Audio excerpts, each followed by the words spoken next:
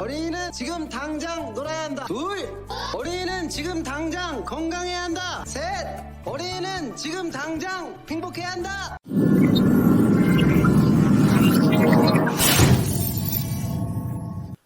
안녕하세요. 브랜텍 강사 이승훈입니다. 10만원씩 보내지 마세요. 10만원씩 보내면은 나 너무 부담스러워. 참, 그리고 제가 그 가입에 그 6만원짜리 해놓은 거 있어요. 그거는 아직 하지 마세요. 그거는 나중에 제가 4월달 정도부터 아이들 그 뇌질환 진짜 걸린 아이들, 그런 아이들 중심으로 할 건데, 그 강의 난이도가 굉장히 세서 일반인들 못 듣게 제가 6만원짜리 해놓은 거예요. 그렇기 때문에 그거는 일반인들은 못 볼 거예요. 그 6만원 가입한 사람들만 보게 하려고 하는데, 그거는 학군지, 그거 아마 보시면은 막 우는 엄마들 많을 거야. 진짜 학군지 엄마들. 그래서 일반인들 못 보게 막아 놓으려고 제가 6만원짜리 해놓은 거예요. 그러니까는 괜히 가입했다가 뭐 제 거 강의대로 하신 분들은 상관이 없는데, 진짜 학군지 엄마들, 그 엄마들은 아이 그거 순서대로 망가지는 거 보면은 완전 억장 무너지거든. 그래서 제가 그 6만원 걸어 놓은 거고, 그거는 제가 4월 달부터 학군지 엄마들 위주로 하는 거야. 그러니까는 제 거대로 하면은 아이들 문제 안 생겨요. 근데 그거를 모르고 시켰다거나 아니면은 아이들 문제 찾으려고 여기저기 돌아다니다가 이제 뭐 제 거 강의를 딱 봤는데 이제 들어오는 엄마들, 그런 엄마들한테 보여줄 건데, 강의 난이도가 엄청 세요. 그거 보시면은 정신적 충격 받을 정도로 강의를 난이도를 세게 할 거예요. 그거는. 그러니까는 그거는 웬만하면 보시지 마세요. 제가 이 강의하고 있는 게 제가 알고 있는 내용이 한 30% 정도밖에 없어. 앞으로 강의할 것도 마찬가지야. 왜냐면은 여기저기서 공격 들어올 수도 있거든요. 그러면 저도 저만의 카드가 있어야 되거든. 그렇기 때문에 저도 다 오픈을 할 수가 없어요. 제가 가지고 있는 거를. 그래서 뭐 업체가 들어오든 뭘 하든 그 사람들하고 나도 싸워야 되거든. 그래서 완전 100% 오픈을 할 수가 없어요. 저도 제가 알고 있는 거에 한 30% 정도를 하는 거니까 그거 조금 이해를 해주세요. 이번에 할 강의는 10월생, 11월생, 12월생, 뭐 그러니까 6개월 기점 이후로 점점 늦어지는 이런 아이들, 그 중에서도 이제 12월생 아이들은 엄청나게 1년을 손해보고 학교를 들어가게 되고, 전체적인 뇌 발달부터 해서 전체적인 일반 발달도 다른 애들보다 6개월에서 12개월 정도 이제 늦는 이런 입장이기 때문에 어머니들이 고민이 굉장히 많아요. 이걸 어떻게 해야 되나, 다른 애들처럼 똑같이 해야 되나, 이렇게 생각을 해요. 그래서 지금 강의는 이제 태어나는 아이들, 12월생 아이들, 그러니까 10월, 11월, 12월생, 9월 달까지만 돼도 그래도 어쨌든 막 쫓아는 가. 근데 10월, 11월, 12월생 얘네들, 그리고 늦동이 난 아이들. 근데 늦동이가 원래 이제 쭉쭉쭉 나시다가 나중에 난 애들은 상관없는데, 초산인데 노산이 언제부터냐면은 35부터 이제 노산이라고 불러요. 35이면 젊은 거 아닌가 라고 생각할 수도 있는데, 어차피 이 난소가 초경 때 다 나오잖아. 그렇기 때문에 그것들이 이제 하나씩 나오기 시작하니까는 초경 생각해도 거의 20년 전 난소거든. 그러니까는 이제 오래됐지. 그리고 처음 이제 태반을 만드는 상태이기 때문에 불안정한 상태예요. 나이가 먹고 또 스트레스도 받고 그 상태에서 아이를 낳다 보니까는 이제 20대 때 아이를 낳는 거랑 또 30대 중반에 낳는 거랑 주변에 대한 압박, 스트레스가 굉장히 많단 말이야. 그렇기 때문에 또 문제가 생길 수도 있고, 또 착상 위치부터 해서 전체적인 불안정감, 이것 때문에 아이가 나올 때 조금 조산으로 나올 수도 있고, 여러 가지 이제 문제가 생겨서 나올 수도 있는 부분이에요. 근데 이상하게 초산인데 이제 노산으로 나오는 경우에서 가끔 가다가 영재들이 나오기는 해요. 그러니까 아이가 늦게 나오다 보니까 엄마들이 공부 안 시키고 이것저것 시키다 보니까 오히려 이제 아이들 지능이 높아지는 경우도 있어요. 그래서 제가 알고 있는 거의 영재급 아이들이 거의 다 노산이었어요. 뭐 문제가 생긴 아이들은 제가 이제 못 봤던 것 뿐이지만은 영재성 아이들은 전부 다 노산에서 나오긴 했어. 다 어머니들이 뭐 37, 38, 39, 40 요때 낳던 애들이 이제 다 영재였어. 이 이유는 잘 모르겠어요. 왜 그런지. 그래서 어쨌든 간에 이랬든 저랬든 제가 지금 하는 거는 뭐 노상 강의를 하는 게 아니라 10월, 11월, 12월생 그 중에서 이제 12월생 중에서 진짜 손해 보는 경우는 이제 조산을 했는데도 12월생일 때, 이거는 진짜 미치는 거지. 그럴 때는 어떻게 해? 얘가 정상 궤도로 돌아왔을 때다가 또 인큐베이터에 있었을 거 아니야. 그 상태에서 또 발달도 느렸을 거고, 요런 아이들. 그냥 일반 12월생도 이제 다른 애들에 비해서 거의 막, 길게는 1년, 짧게는 다른 애들에 비해서 한 이제 6, 7개월 느릴 수가 있는 거지. 요런 아이들 같은 경우 어차피 학교는 똑같이 가야 되니까는 거의 1년에서 한 6개월 정도 손해를 본 상태에서 가는 거기 때문에 어머니들도 아시다시피 6개월이면 벌써 엄청나게 달라지거든. 아이들이 하나를 더 배울 수도 있고 뭐 7세 중반에서 막 6개월 만에 애들이 한글을 떼고 막 한글 저기 글씨도 읽고 책도 보고 그런 시기가 단 6개월 만에도 일어나는 시기고 또 키우다 보면 아시겠지만 6개월 만에 만들기도 못했던 애들이 갑자기 막 만들기 한다든지 피아노를 시켰는데 6개월 만에 막 중급으로 가는 아이들도 있고 엄청나게 6개월이면은 얘네들이 뭔가를 하나를 만들 수 있는 그 시기거든. 그 시기를 다 놓치고 가는 거야. 발달도 마찬가지고 아이들이 뒤집기하고 걷고 뛰고 이런 것도 그게 순식간에 일어나는 일이거든. 그게 한 6개월 만에 그게 누워있던 애들이 갑자기 엎어지더니 기더니 일어나서 걷더니 뛰는 거야. 강의를 너무 많이 했더니 지금 목이 갔어요. 예, 이게 목이 안 나오면 나 강의 못하는데 어떡해. 하여튼 나올 때까지 할게 목소리가. 어쨌든 간에 그 아이들은 진짜 애지중지 키워야 돼. 근데 애지중지 키우라는 게 아이를 과잉보호하는 소리가 아니야. 남이 하는 걸 하지 말아야 되는 거야. 일단은 얘가 10월, 11월, 12월생 태어났다. 일단은 공부를 시킨다는 생각은 머릿속에서 날려야 돼. 얘를 책을 읽혀야 되겠다는 생각도 날려야 돼. 얘를 다른 애들처럼 연산을 시키겠다는 생각도 날려야 되고, 얘를 영어를 시키겠다는 생각도 날려야 돼. 아무것도 하시면 안 돼요. 공부에 관련돼서는 1도 하시면 안 돼. 자, 그리고 어린이집을 일찍 보내겠다는 생각조차도 하지 마시고요. 유치원도 굳이 보내겠다면 숲유치원을 보낸다 생각을 해요. 학습식 말고 일반적으로 그냥 놀이 유치원, 놀이만 하는 유치원 그런 데를 보낸다는 생각을 하시고 웬만하면은 얘네들은 나이보다는 개월수 육아를 해야 돼요. 그래서 36개월까지 얘 나이에 상관없이 36개월까지는 무조건 집안 육아를 하세요. 그래서 집에서 너 하고 싶은 대로 하고 살아라 라고 하고 각종 장난감부터 해서 블럭부터 해서 얘가 원하는 모든 거를 할 수 있게끔 공부 외에 모든 걸 할 수 있게끔 해야지. 그렇게 해야 다른 애들만큼 성장을 해요. 그리고 뭐 사회성 문제 되지 않냐? 사회성은 유치원 어린이집 가봐야 소용이 없어. 애들이 다 AI야. AI 속에서 얘 들어갔다 같이 AI 돼요. 그럴 필요 없어요. 유치원을 가야지만은 된다는 게 잘못된 거야. 저는 유치원을 7살에 갔어요. 그러면 저도 사회성이 없어져야 되는 거 아니야? 내 친구들도 다 없어야 되는 거 아니야? 그게 아니잖아. 유치원도 못 나온 애들도 있는데 저는 미술학원 병행 유치원을 나왔어요. 근데 내 친구들은 대체적으로 다 유치원도 못 나왔어요. 돈 있는 애들만 좀 갔었거든, 유치원을. 제 때는 어린이집은 없었지. 없었고 70년대까지만 해도 뭐 타가소는 있었던 것 같아요. 뭐 타가소라 그러던데 저는 뭐 직장인들을 위해서 만들어 놓은 거. 그리고 엄마들이 대체적으로 맞벌이 빼고는 다 집에 있었으니까. 그래서 아이 장난감 놔주고 놀게 하고 공부는 아예 안 시켰지. 공부는 7세부터 시켰어. 그러니까 요런 애들은 실컷 놀게 하다 보면은 12월생 부모님들 중에서 아이 예능 쪽으로 하다가 갑자기 다른 애들보다 막 앞서가는 애들이 있어.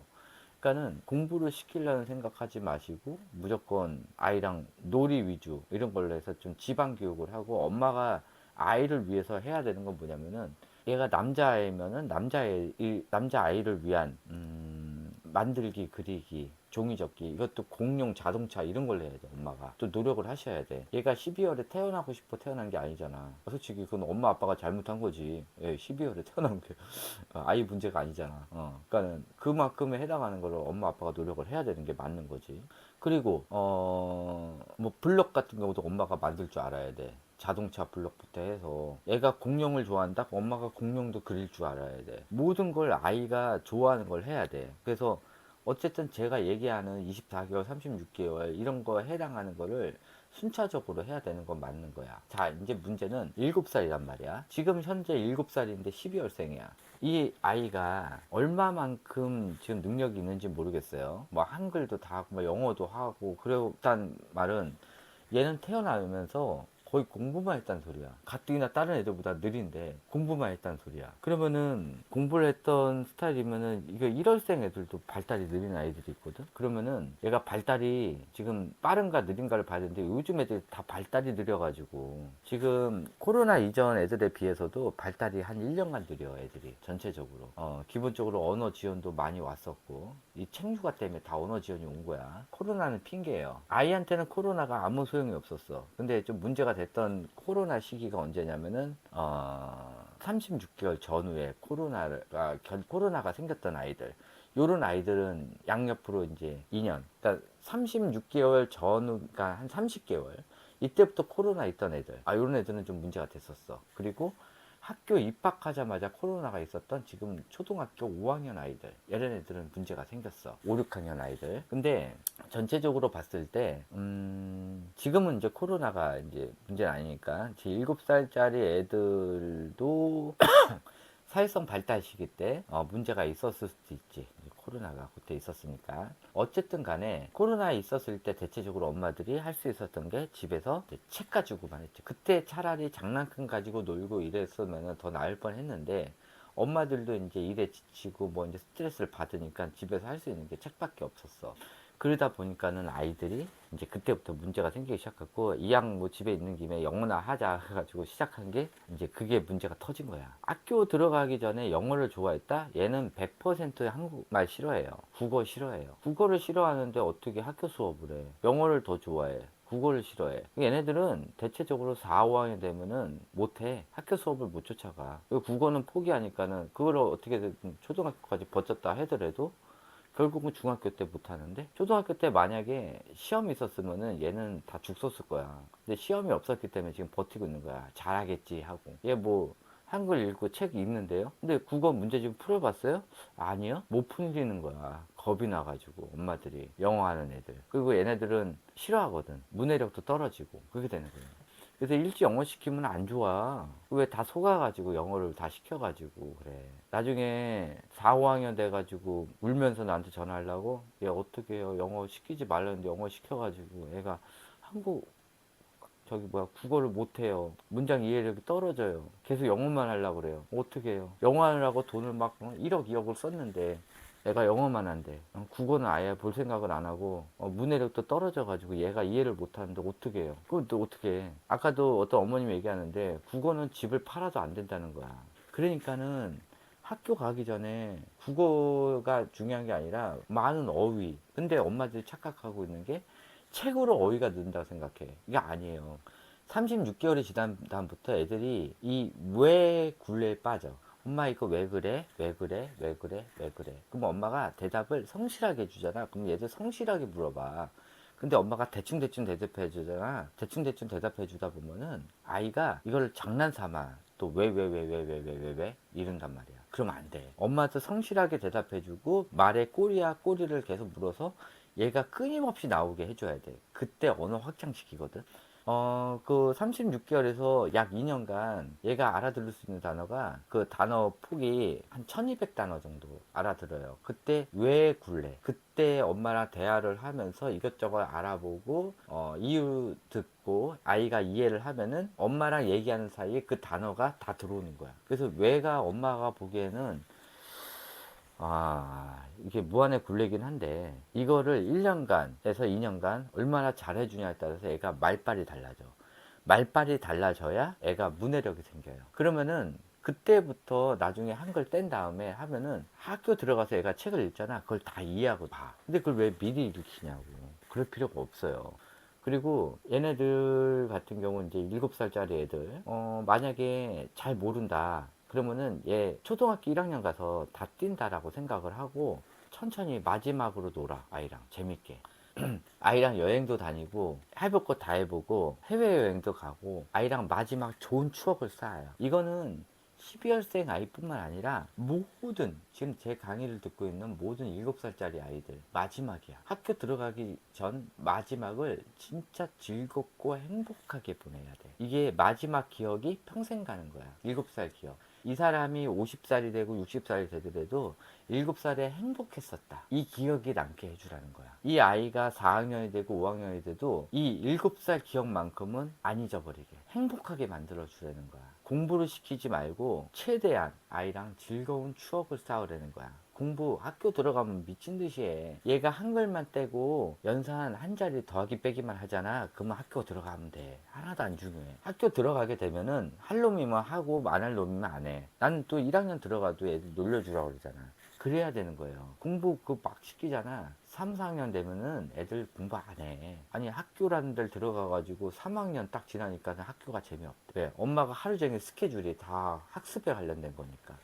엄마가 학습에 대해서 욕심을 품는 순간 얘는 정신질환이 와요. 지금 현재 애들이 그래. 그러니까는 이 후반 계열수 애들한테는 그렇게 해서 이제 좀 즐거운 추억을 쌓아주고 한글 공부는 어떻게 하냐. 만약에 한글 못했다 그러면은 집에서 하는 일 예술 활동을 시키고 만약에 아이랑 밖에 나가면은 마실 돌아다녀. 그래서 코스를 짜. 일주일에 한 번씩 코스를 짜고 돌아다니면서 간판 글씨를 읽어요. 그리고 이쪽에서 이제 한 일주일 정도 돌아다니잖아? 그러면 또 다른 라인으로 한 바퀴 돌면서 또 간판 글씨를 읽어. 이거 한 6개월만 시키잖아? 그럼 애가 한글을 웬만큼 알아요. 웬만하면 그렇게 알아. 그래서, 이제 저거는 뭐지? 저거는 뭐지? 이렇게 하지 말고, 무슨 부동산, 엄마가 읽으면서 돌아다녀. 그냥. 그러면 돼. 그러면 애가 그걸 일주일만 반복하잖아? 그 보이는 걸 다 외워. 그러면 이쪽도 돌아다니면서 그렇게 하는 거야. 괜히 책 꺼내놓고, 뭐, 한글 선생님 불러놓고 하지 마. 그럴 필요 없어. 안 돼? 학교 가서 하면 돼. 학교 가가지고 또 엄마랑 또 같이 공부하다 보면은 어느 순간 얘가 또 한글을 알아.